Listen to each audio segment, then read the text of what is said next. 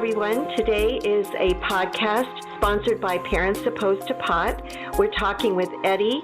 He is somebody that's had experience with marijuana, and we're having him on the show today to tell his story in his own way. Welcome, Eddie, to the program. Thank you, Tim. My name is Eddie Martinez, and I have had problems with marijuana and all sorts of and types of drugs. So here's my story. What age did you start using marijuana? I started using marijuana on or about the age of 11 or 12. I started at a very young age, and I kind of believe it was all due to peer pressure and maybe something to do maybe with the environment and people that you possibly could be around them. So it was your friends that got you interested, your peer group? In a way, yes, I will say that, but also it's up to us as individuals to make the right decisions. Although that I come from a single parent, and there was 5 of us, and I was the youngest, so I was very curious of trying to fit in wherever I could. Oh, the plight of the youngest child. It can be rough when you have older brothers and sisters and you want to be big like them, and I could just imagine. So you were raised by a single parent. I know you're very devoted to your mother. How did she react when she first found out that you were using marijuana? Was she alarmed or concerned? No, well, most of the times us as young adolescents, we try to hide everything, but there are all sorts of signs of a teenager in the midst of starting to use drugs. And what I mean by that is either staying out a little later, hanging out with different kind of people, and stop going to school or missing days.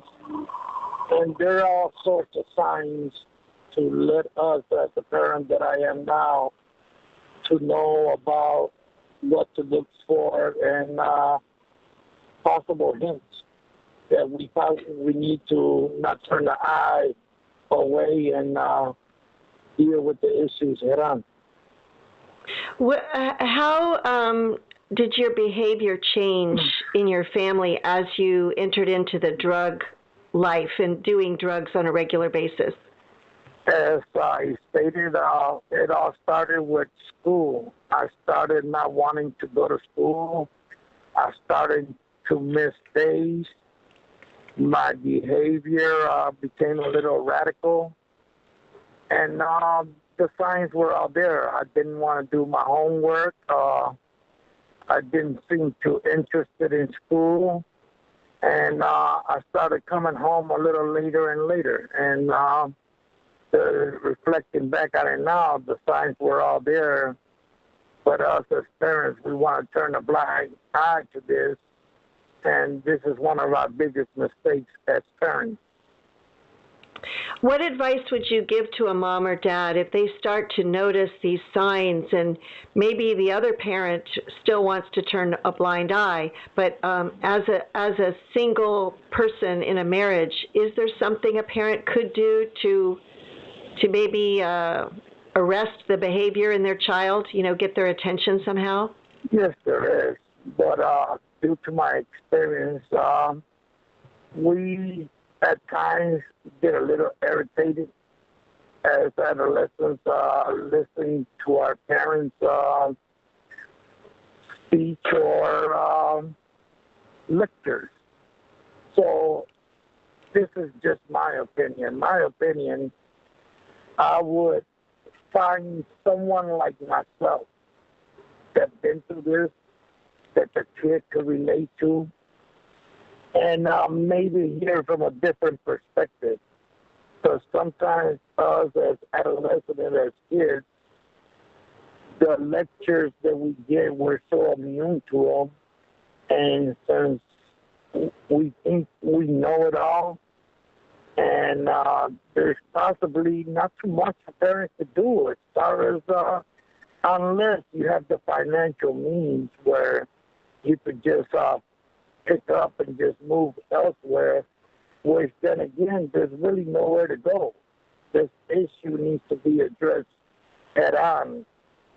But again, I reflecting back on my past, I really don't see anything that the parent could actually do.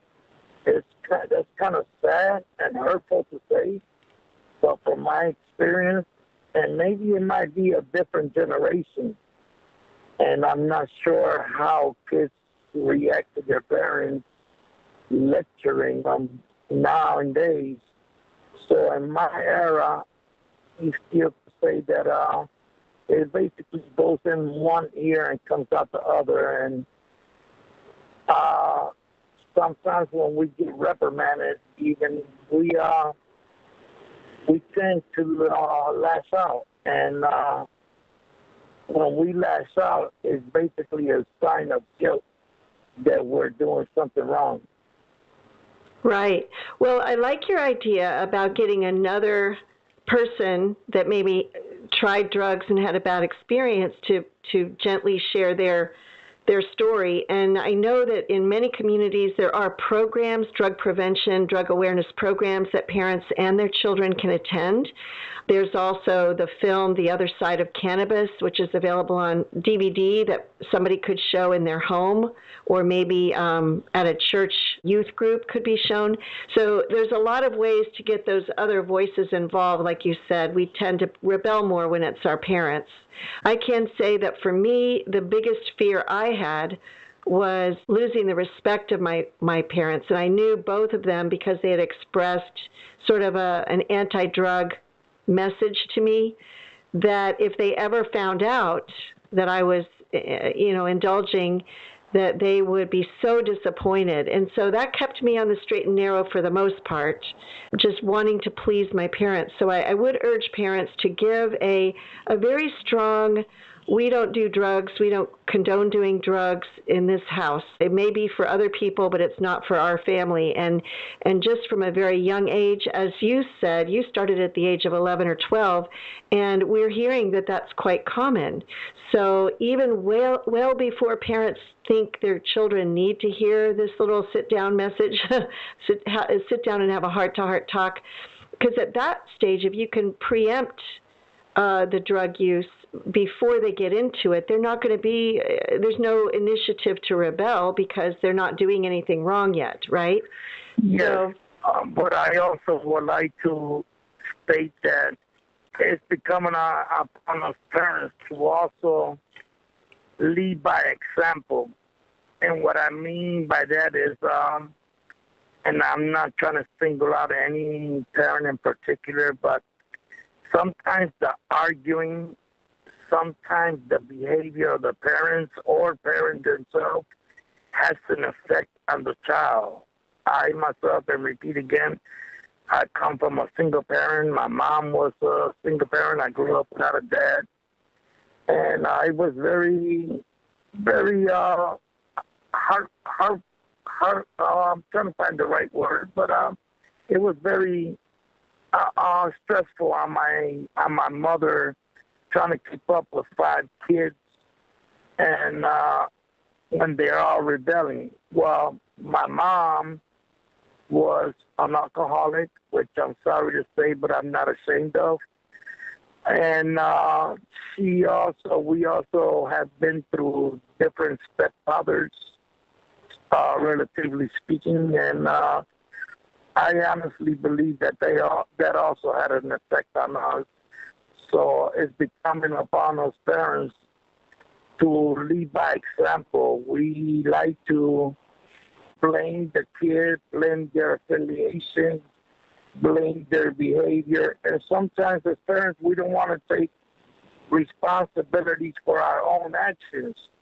So it's up to us as parents, if we're going to lecture or preach or whatever word you might want to use, to lead by example. So that's very important in the adolescent especially with all this peer pressure that's going on here nowadays. Well, I can see where it makes sense to me that if a child is growing up in a stress-filled home and there's lots of arguments and anger and people stomping around, that their general unhappiness would make them susceptible to trying drugs to get happy again. You know, just that escapism, that consolation that it might seem to take a substance in that's going to reverse all of the turmoil in their immediate sphere. So I do think that creating a shelter, making your home a shelter and a safe environment, and keeping the friction and the fractiousness to a minimum could help drug-proof your children. So I agree. If you're going to have a good relationship with your child, you need to have the right environment, to cultivate that relationship. But tell us more about the consequences you experienced as a young teenager with doing drugs, because I really don't know your whole story. Tell us more about how your story went on. Well, it started as maybe I have not mentioned this, but I came from Puerto Rico at a young age, and of course I didn't speak no English, so I had to endure a lot of bullying from many types of ethnicities, and that kind of started building a resentment towards a lot of people. And I don't want to mention any colors or any race or whatever the situation may be. But at a very young age, I started to have resentments, not only about the situation that I seen with my mom, but people in general. Bullying also has a devastating effect on kids. I know because I experienced it myself. So coming here at a young age, experiencing bullying, witnessing my parents, my mother to be specific, going through alcoholic problems, it kind of took its toll on me, and for the most part, I was a good kid. I was going to school, but through time, and what I mean by that, the environment that I was in, which it did not help at all. It was, to put it mildly, it was toxic. And what I mean by that is witnessing the relationships with my mother, and there were domestic violence involved. So, as I stated previously, some of our behavior as parents sometimes takes a toll on the child itself. So now getting back to my drug usage, unfortunately we didn't have financial means to live in a pretty stable environment, if you want to call it that. But we happened to move to a housing project. Well, in a housing project, of course, there's drugs, there's gangs, and there's violence. So after moving to this housing project, I really didn't want to deal with the people. I was basically trying to stay away from the negativity. But again, because it's very important that I keep reiterating the word that I'm looking, reiterating or whatever the word that I'm looking for, reiterating, it starts at the home. Most of this we blame my kids, we tend to shift the focus to the kids. And a lot of it, believe it or not, it starts at the home. So by witnessing the drinking, and of course I witnessed the smoking pot, well, I wanted to indulge, I wanted to fit in, and sort of a joke or whatever you may want to call it, but it was kind of recreational, if you want to put it mildly, so I wanted to indulge. So it started with marijuana, which of course leads to alcohol, and then it leads to more harsh and stronger drugs like heroin, cocaine, pills, and everything above because we're trying to fit in. So once you were like this, say that we're in a group smoking weed, and I hear my friend or whoever it may be speaking of a certain drug in particular and how that affected them, well, I will also want to try that drug. But it basically all starts with the pot. And the pot nowadays is just so horrific.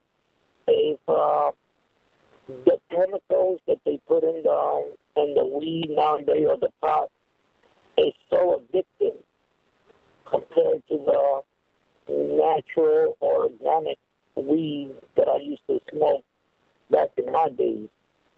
As a 55-year-old that I just turned a few days ago, this was quite a while ago when I started using pot. So the pot compared from today to back then, it's just no comparison about it. This pot nowadays makes kids react or act very differently. It's very addictive. And of course, the one that wins in this whole ordeal is the pot pusher. Because as he knows that it is addictive, the more chemicals, the more you keep them coming back. Well, as a rule of thumb, the more you use, the more immune you become to whatever drug it is of your choice or whatever drug you're indulging in. So, to put it in perspective, this drug, you're going to eventually need more and more and more because your immune system, it just needs that and it's getting stronger. So, it's going to take, it all starts very innocently, if you want to put it like that, mildly, but it eventually will turn into something very drastic and horrible. Well, it's very interesting to me that the people that want to push legalization of drugs, they always say the gateway theory is a crock. It's not true. But your story is that it did open you up to trying other things. It did give you that desire to try a new and different high and try different things. So tell us all the drugs you personally used that you can remember. Well, it actually started with the marijuana. As I said, it's basically the foundation of all drugs. And having experienced and tried out the drug from past and the drug from today, and I'm referring to the marijuana, there's just no comparison. It's just totally different, very addictive. And from marijuana, I went to alcohol. From alcohol, I tried pills. So after trying pills, I also experienced going in my mother's medicine cabinet. And I thought it was kind of fun. And showing my friends the drugs, we took it, the pills. And from there, it led to heroin. From heroin, once you're at that level, there's just no ending to it. You're willing to try just about anything, whether it's cocaine, whether it's pills, whether it's crack, whatever. It just, you're open to just about any type of drugs once you go down that road and start with weed or marijuana. And you know what kept me from going down this path was the thought of me being a hopeless addict and my poor parents having to look at me that way and deal with me, you know, because that is the worst case scenario. That may not happen to everybody, but there are people that are hopeless addicts, and it really does ruin their life. And I'm sure you've seen a lot of that. But did you have to end up selling drugs in order to afford all this? Because it sounds like you're talking about some pretty expensive habits there. Yes. I I was around a drug dealer. I admired the drug dealer. I wanted to become a drug dealer, and yes, I did become a drug dealer. But becoming a drug dealer, all that meant was that I was doing my own product. What I mean by that, I was doing my own. I was smoking or doing or taking the same drug I was selling. Well, there's a rule of the thumb. Back then, I don't know about now, that you're not supposed to use the product or drugs that you're selling, but eventually you will. So I started using more because, of course, it was more available now that I'm dealing it. Well, we have this fantasy about once you start dealing drugs and the money starts coming in so easily without having to earn it, that we start glamorizing that lifestyle. What I mean by that, the drinking is going to get heavier. The smoking is going to become very overwhelming. You're going to have lots of friends. You probably even have enough to buy you nice things. But in the long run, it does not pay off. In the long run, there will be detrimental consequences to it, like jail, for which I have been in prison, not just jail, but prison. And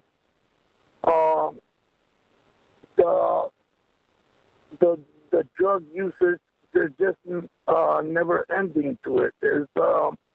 It keeps on, and it's kind of heartbreaking to me to see some of these recovery places shutting down for whatever reason, whether it's lack of funds or no sponsoring or not enough people having to care about drug addicts, because we tend to say, well, I know my kid is not using.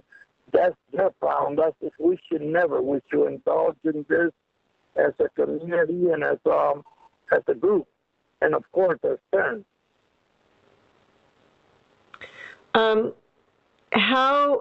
What led to you going to jail for this? Obviously, it wasn't your using of the drugs; it was your selling of it. Correct? Well, both. I was selling, using, and of course, at times when the lifestyle, to put it mildly, that we glamorize so much as a drug dealer does not work out. Well, now here we are with whatever drug habit we have, that sometimes we need to, and most of the time, we need to fill it with financial means. Whereas there's no financial means, we have to get the financial means from somewhere, whether it's stealing from our own parents, whether it's things coming up missing in the house, whether it's stealing, whether it's whatever. And in my case, I've done it all. I have robbed people. I have stolen from people. I have done things that are so distasteful and I am so ashamed of, but it was part of the drug environment and the drug-induced life that I had. So have you done things like stick a gun in somebody's face and say, give me your wallet and your watch? Yes. I also have broken into people's house. I also have kicked in people's door. I have threatened people with their lives. I have done things that are even unmanageable. And what I mean by that, I actually have broken into a house with guns where there was kids, there was parents, there were people terrified, the kids were terrified. Everybody in general was terrified except me, because I was doing it for my drug habit, and my drug habit just basically took over my life. Wow. So how many years did you spend in jail/prison?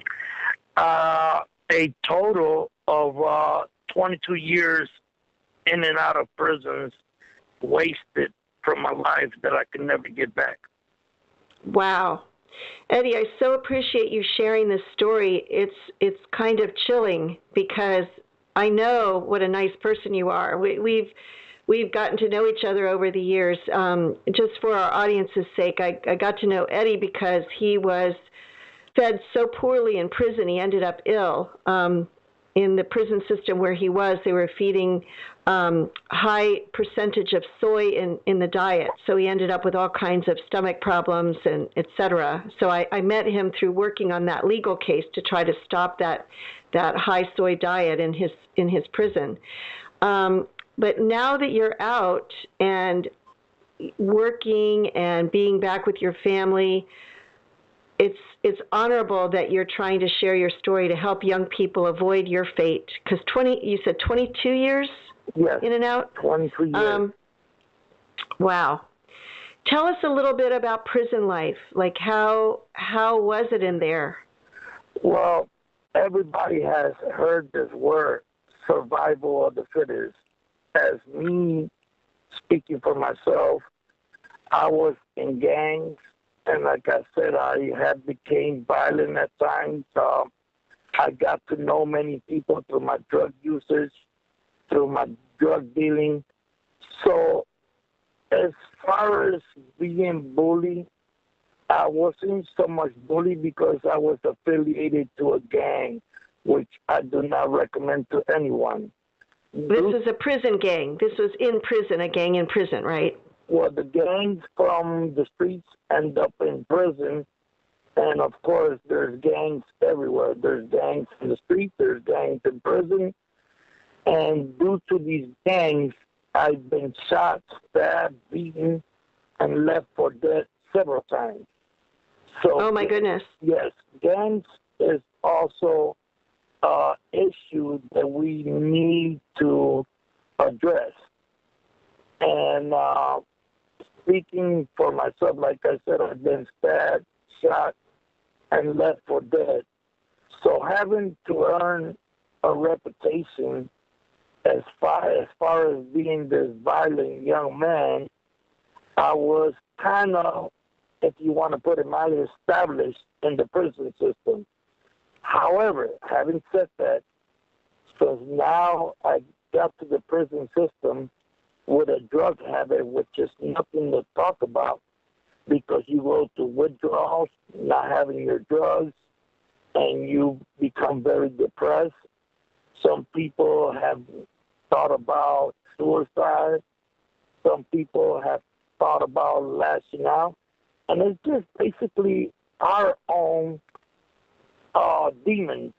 That's basically, we tend to shift the focus to other problems, other situations, if you want to put it like that. But it's basically our own demons that we having to deal with. So going through withdrawals, we become very depressed. We're antisocial. And in my case, I also have been through that. But as I said, I was in a gang, and I knew many people. So I was kind of established at that aspect of the prison system.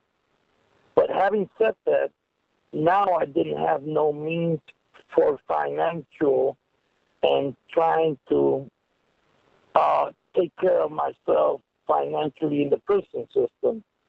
So what I mean by that, you need money to eat at least halfway decent food. Right.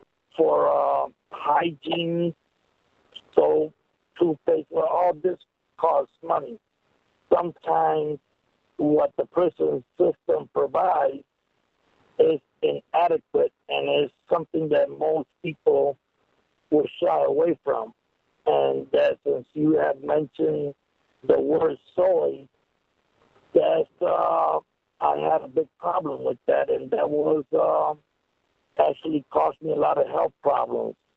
But again, it becomes a burden on the family, not so much us, because we sometimes need this kind of rude awakening.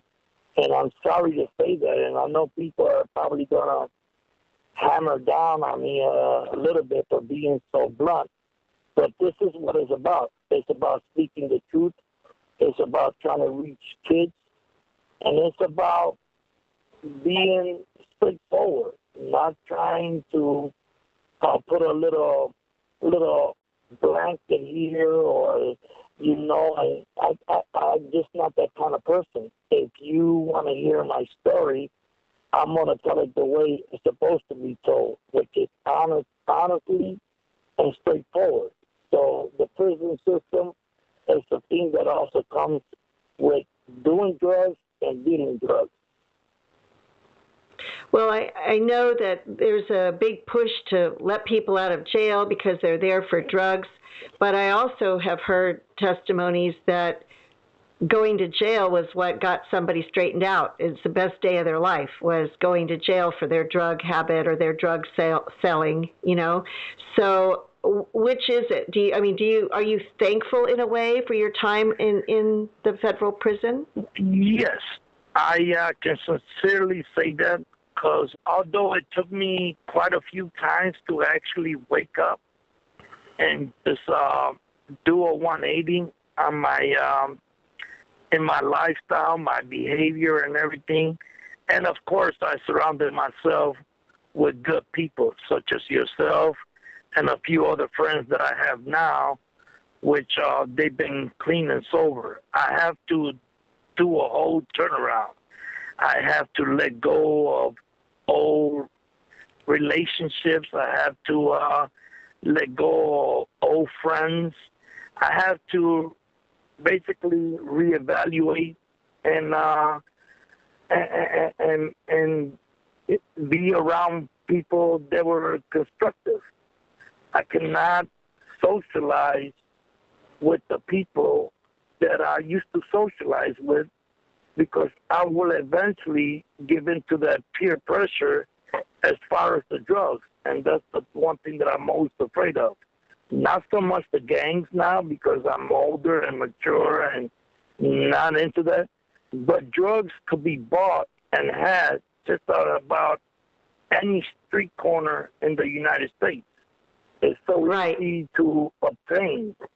And you know how to do it. I'm sure you would have no trouble. Yes. Well, so would you say now you avoid use of any sort of substance? Do you drink at all, or do you indulge at all, or are you pretty much clean and sober? Or? I'm pretty much clean and sober. I might have my little wine or my little beer, but it's not like I used to. What I mean by that is probably a little gathering with family. And, little get-together. It's basically about family. It cannot be around toxic people. What I mean by that is whether they're affiliated, whether they're doing drugs, whether they're selling drugs. I cannot be around those people. I have to stay away from them type of people. So basically, my motto now, and that's what's keeping me going and kind of straight, is family. And of course, good friends such as yourself. Well, Eddie, I know you have a wonderful little dog that also probably makes you very happy. Yeah. And yesterday you had a surgery. Why don't you tell our audience about your surgery that you had yesterday? Well, yesterday I went into surgery to try to get a piece of my life, of my past, removed. And what I mean by that was that I was shot 33 years ago in the streets of Chicago. And which, of course, I almost lost my life. And I was in intensive care for a whole week. And I was given up for dead. So, but to the grace of God, he pulled me through. And yesterday I decided to put that part of my life to rest. And how I went about it was I still had a piece of a bullet launched in my body. So it's been there 33 years, and 33 years is too long. So I wanted to put this piece of my life behind me by having this bullet removed out of my body. So I went for a surgery and tried to have this bullet removed from my body to put that part of my past behind me. And I understand that the bullet didn't want to come out. No, unfortunately, they were not able to find the bullet, and I struggled a little bit as far as emotionally because I was so looking forward to put this part of my life behind me. And unfortunately, again, they were not able to find the bullet, so it's still in me. Maybe it's God, because I rely on God a lot, and I turn to God a lot. And it's part of God saying, no, I want you with this peace in you, and I want it to be a reminder of where you come from and where you're at now. So this is the way I would like to look at it. I would like to look at it as something constructive and something that maybe even a reminder of what to do and what not to do. So yes, I think that's really interesting. It's almost a spiritual symbol for you of how far you've come and the dangers of going back. You know. Yes, ma'am. So it's the only way to look at it. If doctors could not find it, which it should have been very simple, they're trained professionals. But sometimes God has a way to work in mysterious ways, and sometimes even sending you messages, and you have to weigh the difference, and sometimes you have to give thanks and blessings to God. I am a strong believer in faith, and I sincerely and honestly believe that it's through Him that I'm still alive today. Wow. Well, it's been a powerful story. I hope it really gets the attention of some young people. Could you give us some parting words addressed to young people that are thinking about experimenting with drugs or trying drugs just for a lark, or, I'll just try it once just to know what it's like? What would you say to that young person right now? Well, first and foremost, I know that us as adolescents and kids, we may think it's cool, but I say that the sooner you see somebody indulging in whatever it may be, whether it's reefer or weed, as they call it now, pills can also lead to devastating effects. Run away from that as soon as possible. Do not, under any circumstances, be around these type of people. And if you even think about or even give it a thought of use my words in this podcast and in this interview as a reminder of what can happen to you. This is what drugs lead to. It's a life of painful and hurtful memories. You not only hurt yourself, but you hurt loved ones and you hurt family, which is the most devastating part of all this. Sometimes we